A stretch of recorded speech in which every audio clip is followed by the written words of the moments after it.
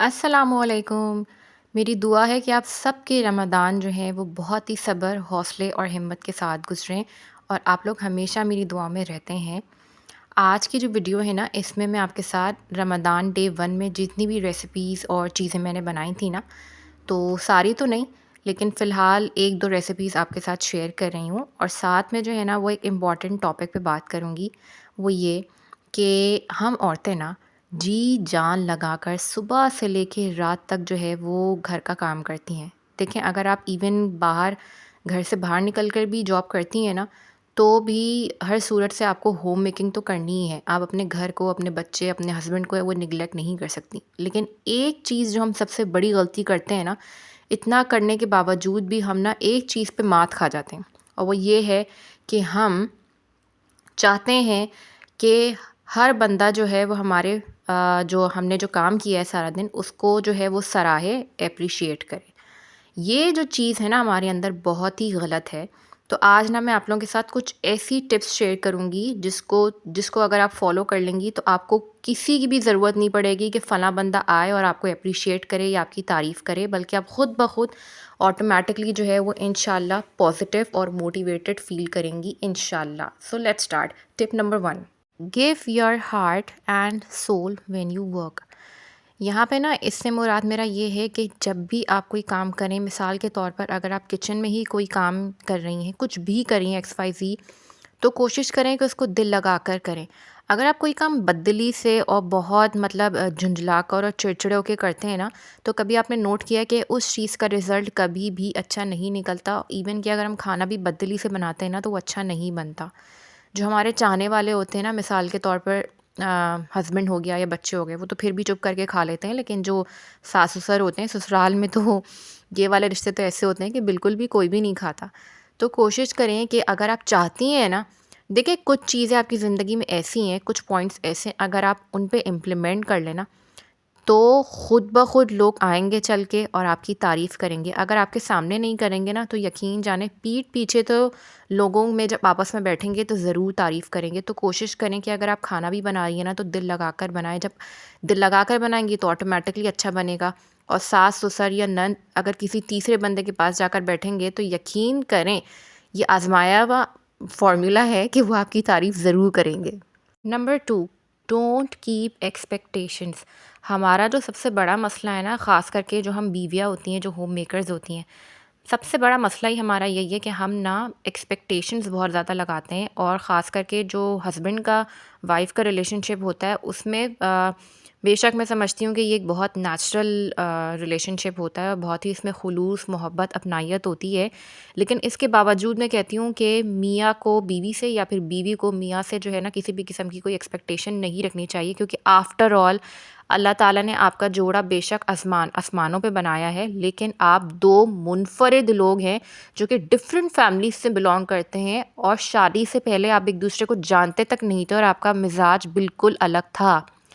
तो मैं कहती हूँ कि प्लीज़ जो है ना वो एक्सपेक्टेशंस जो हम लगाते हैं ना, ये तो मैंने खाली मिसाल दिया मियाँ बीवी की, किसी से भी कोई भी बंदा हो, यहाँ तक कि आपके माँ-बाप क्यों ना, आप उनसे भी एक्सपेक्टेशन ना रखें, क्योंकि ये एक्सपेक्टेशन जो होती है ना, ये हमारी अपनी दिमाग की बनाई हुई बातें होती हैं। जब पूरी नहीं होती ना, तो हमें बहुत तकलीफ़ होती है, जब तकलीफ़ होती है तो उसका रिज़ल्ट क्या निकलता है, हम लड़ाई झगड़े पे उतर आते हैं। तो इट्स बेटर कि आप किसी भी किस्म की कोई एक्सपेक्टेशन ना रखें किसी से भी। Number 3, appreciate yourself. आपको किसी की क्या ज़रूरत है जब आप ख़ुद अपना आप का एक बेहतरीन दोस्त बन सकते हैं। अल्लाह के बाद आपका अपना जो बेस्ट फ्रेंड होना चाहिए ना, वो आपका अपना आप होना चाहिए। सुनने में तो ये बात आप लोगों को बहुत अजीब लग रही होगी मेरी, लेकिन यकीन करें, मैं ना अल्लाह के बाद जो बातें करती हूँ ना, वो अपने आप से करती हूँ। आप लोगों को बहुत हैरानी हो रही होगी, लेकिन मैं करती हूँ। और मैं अपने आप को एप्रिशिएट भी बहुत करती हूँ। मिसाल के तौर पर अगर मेरे रोज़मर्रा के करने वाले जो टास्क होते हैं वो टाइमली कंप्लीट हो जाते हैं, तो मैं अपने आप को एप्रिशिएट ज़रूर करती हूँ। इवन कि अगर मैंने कोई न्यू रेसिपी ट्राई की हुई होती है, तो मैं किसी और के आने का इंतज़ार नहीं करती कि मेरी सास आएगी तो मुझे एप्रिशिएट करेगी या मेरा शौहर आएगा तो मुझे एप्रिशिएट करेगा। मैं खुद ही एप्रिशिएट करती हूँ। मैं खुद ही सोच-सोच के ना खुश होती रहती हूँ। मैं ये सोचती हूँ कि वाह यार! आज तो मैंने ये रेसिपी ट्राई आउट की, भले से वो कभी ख़राब भी बन जाती है, लेकिन मैं अपने आप को एप्रिशिएट ज़रूर करती हूँ। मैं ये सोचती हूँ कि एटलीस्ट मैंने इसको ट्राई तो किया। मतलब सारी बात इस चीज़ की है ना कि आप किसी चीज़ को ट्राई करें और कोशिश करने में कोई बुराई नहीं होती। तो कोशिश करें कि अगर आप ख़ुद को एप्रिशिएट कर सकती हैं ना, तो ख़ुद से करें, किसी और के आने का इंतज़ार ना करें कि फ़लाँ बंदा आएगा तो आपको एप्रिशिएट करेगा। नहीं, आप अपनी ख़ुद की बेस्ट फ्रेंड बन सकती हैं। आप ख़ुद को एप्रिशिएट किया करें और अगर आप अपने आप को एप्रिशिएट करेंगी ना, तो ट्रस्ट मी मोटिवेशन ख़ुद ब ख़ुद बिल्ड होती चली जाती है और फिर दिल चाहता है बाकी दूसरे काम करने का भी। Number 4 point, self talk. आपको पता है सेल्फ़ टॉक ना एक बहुत इम्पॉर्टेंट पॉइंट है, क्योंकि जब तक हम अपने आप से ख़ुद कोई बात नहीं करते ना, तो हम नहीं समझ पाते कि एक्चुअली हम चाह क्या रहे हैं। एक दिन कभी आप लोग के साथ अपने साथ ना ये करके देखना, ख़ुद से बातें किया करें और ना अपने बारे में अच्छा और बुरा सब कुछ लिखा करें। अगर डायरी लिख सकते हैं तो डायरी भी लिखा करें। अपने आप से बात करना बहुत ज़्यादा ज़रूरी है। आप ख़ुद से जब बात करते हैं ना, तो आप ना अपने जज़्बात, अपनी फीलिंग्स या कोई भी सीक्रेट्स या कुछ भी एक्स वाई ज़ेड आप कहना चाहते हैं ना, जो आप सामने वाले बंदे से कहना चाह रहे होते हैं, लेकिन कभी-कभी ऐसा होता है ना कि हम कहना तो किसी और से चाह रहे होते हैं अपनी फीलिंग्स, जज़्बात वगैरह, लेकिन नहीं कह पा रहे होते क्योंकि उस बंदे के पास टाइम नहीं होता। तो हम उस बंदे का इंतज़ार ही क्यों करें?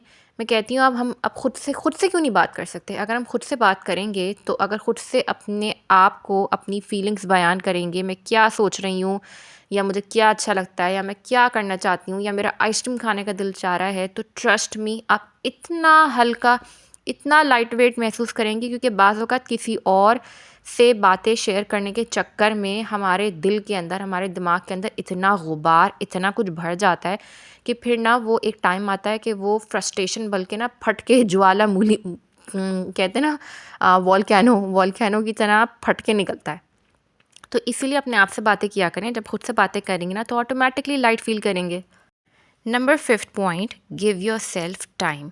मुझे लगता है जितना ज़रूरी शादी के बाद हमारे लिए अपने बच्चों और अपने शौहर, अपने ससुराल को देखना ज़रूरी हो जाता है ना, उससे भी ज़्यादा मुझे लगता है टॉप लिस्ट पे ना हमारा नाम होना चाहिए कि हम अपना ख़्याल पहले रख सकें। क्योंकि अगर हम अपना ख़्याल रखेंगे, तो ही तो बाकी चीज़ों का ख़्याल रख सकेंगे। अब आप किचन में खाना पकाती हैं, बिल्कुल वैसे ही आपके लिए इतना ही ज़रूरी होना चाहिए मल्टीविटामिन सुबह के टाइम पे नाश्ते के बाद लेना। क्योंकि जब आप मल्टीविटामिन्स लेती हैं, तो आपकी जो बॉडी है ना, वो नॉर्मली फ़ंक्शन करती है और आप अपने स्ट्रेस को, अपने आप को अच्छे से मैनेज कर पाती हैं। और ये जो बात-बात में मूड स्विंग्स हो जाते हैं ना, तो ये भी नहीं होंगे।